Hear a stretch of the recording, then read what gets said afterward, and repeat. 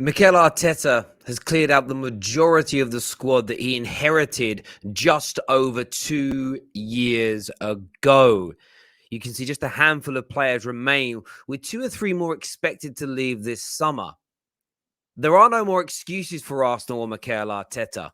This is becoming very much the Spaniard's squad, his team, his choices. He's been able to move on superstars and players on huge amounts of wages. Even signings that he has made that have failed, many have been moved on at this moment in time.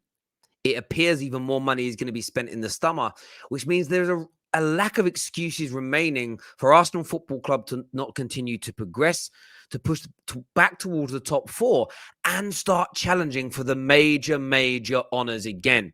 I want your thoughts and I want your feelings on this. How many more excuses can Mikel Arteta be given? Or is it now time? Do you believe Arsenal are on the edge after thinning their squad? Are they about to start delivering again in a way in which Arsenal Football Club should? Smash that like and share button. This is the Done Deal Show, the afternoon edition. Here we go.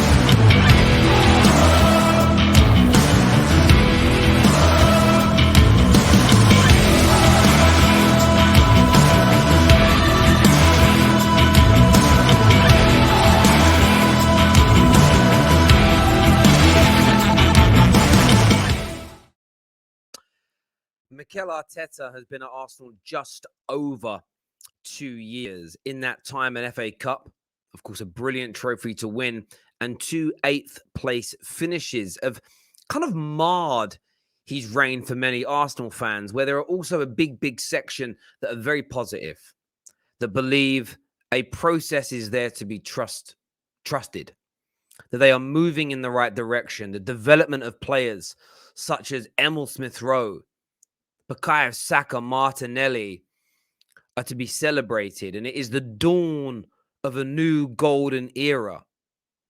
The potential for brilliance with Gabriel, Ben White, and the soon returning William Saliba at the back.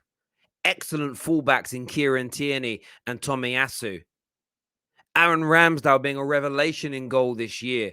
Youngsters in midfield like Odegaard and Lokonga to look forward to. The brilliant attacking threat that I've also mentioned, and just a few minor repairs needed. Improvements in midfield and a new prolific goal scorer. But there's so much talk about this squad, this manager, this process moving in the right direction. But January appears to, for some, have thrown a spanner in the works. A huge thinning of the squad. Many players released for free, including their best goal scorer of the last 4 to 5 years in Pierre-Emerick Aubameyang. A number of defenders and midfielders, including Ainsley Maitland-Niles, who had the privilege once upon a time of watching his debut with the gentleman from aftv, including the late, great Claude, has now gone. There are some Arsenal fans that are fuming. There are some that are angry. There are some that are frustrated. They feel as though the club has gone backwards over January and the season is looking doomed. And I understand that train of thought. I understand the worry for this thin squad. 2 or 3 injuries in the wrong place. And who are we going to have to come in? We've already struggled to score goals in our last 4 games. We've been knocked out of all the cup competitions in that period of time. There's no European football to look forward to. So it becomes European qualification this season or bust. Some of the positive Arsenal fans, many of which appear on the football terrace regularly, believe that notion. He must make at least top 6, some top 4, or he should go. But there remains a body of Arsenal fans that, irrespective of the results, the trajectory, the players in, players out, no real standards seem to be set. It's all about kicking the can and assessing later. It's all about trusting the process. But this squad, as we can see, is pretty much 100% Mikel Arteta's. It is likely the only, in this picture, only Emil Smith-Rowe and Xhaka will remain part of Arteta's merry band of men next season, with the rest seemingly gone. William Saliba returning, and what surely should be a big summer for Arsenal. It has to be a big summer.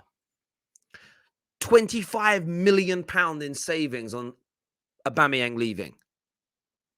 They bid around £70 million for Dusan Vlahovic and, of course, failed, but they demonstrated the money is there. A striker, a midfielder, maybe two midfielders are needed. Arsenal Football Club have shown their hand with looking at players like Lautaro Martinez, James Maddison, and, of course, Vlahovic and Alexander Isak over the course of the last two transfer windows. They are telling their fans we are nearly there. They are telling their fans that we just need to add some additional star quality to this squad, and we are ready to go. But also, this is Mikel Arteta's plan. This is what Mikel Arteta wants. This is what Mikel Arteta has been building. He knows what he's doing. The egos are gone. The bad apples are gone.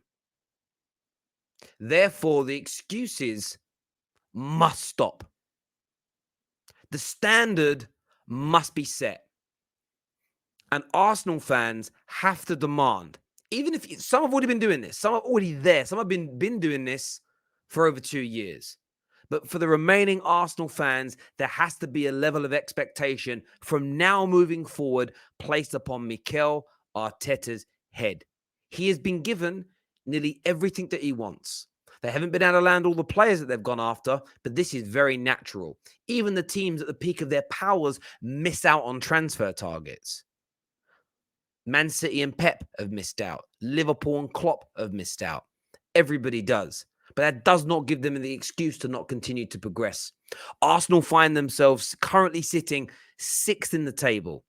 They have 2 games in hand over West Ham, meaning they could fly 5 points in front of them if they win them both.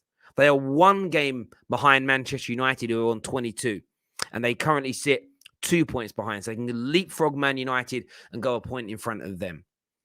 They barely play football over the next 5 to 6 weeks either, with no European and no League Cup or FA Cup games to play.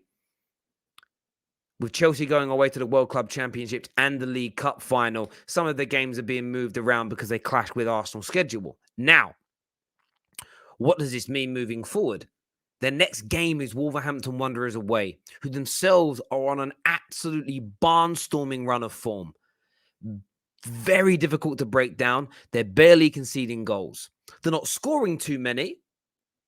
They're not blowing teams away. When you look at their last 5 results here, a 2-1 against Brentford. They did score 3 against Southampton, 1-0 against Man United, 0-0 against Chelsea, 1-0 against Brighton. So not overtly prolific, but very resolute, very hard to break down.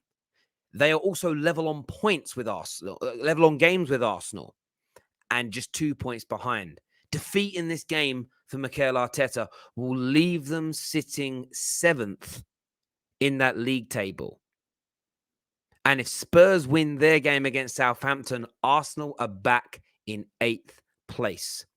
Yes, with many games to play. 17 games remaining for Arsenal. But the squad is Mikel Arteta's. The bad apples are gone because Mikel Arteta wanted them to. And I think it's about time now Arsenal fans put their club first and started to demand the trajectory that many have predicted. Many will say they're better than Tottenham. If you ask any Arsenal fan who backs Mikel Arteta at the start of the season, 3 weeks ago even, are you better than West Ham? They say yes. Are you better than Tottenham? They'll always say yes. Are you better than Wolves? They'll say yes. And many, up until fairly recently, would say, we are better than Man United. We have a more balanced squad than Manchester United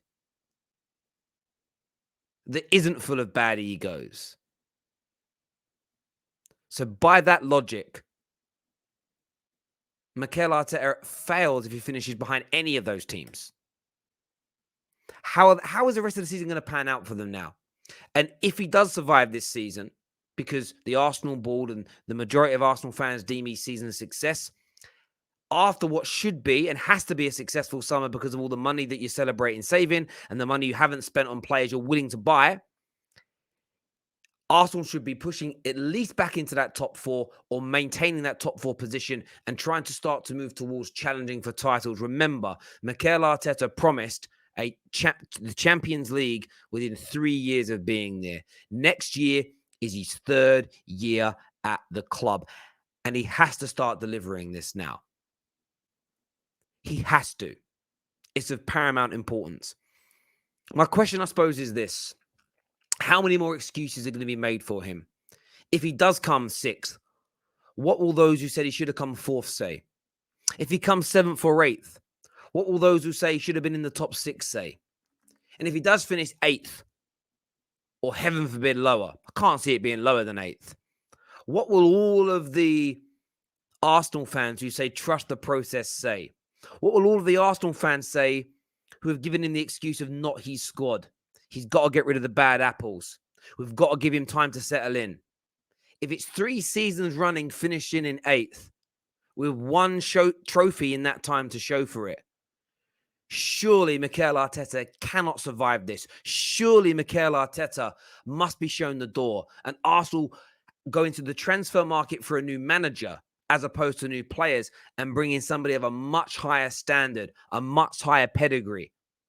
Maybe even a winning background as well in terms of lifting some major trophies. It's big pressure on Arsenal when we return after the international and winter break. How do you think they're going to fare? I want your comments. I want your views. I want your opinions. Please smash that like button before you leave. But until next time, people, take care. Goodbye. God bless.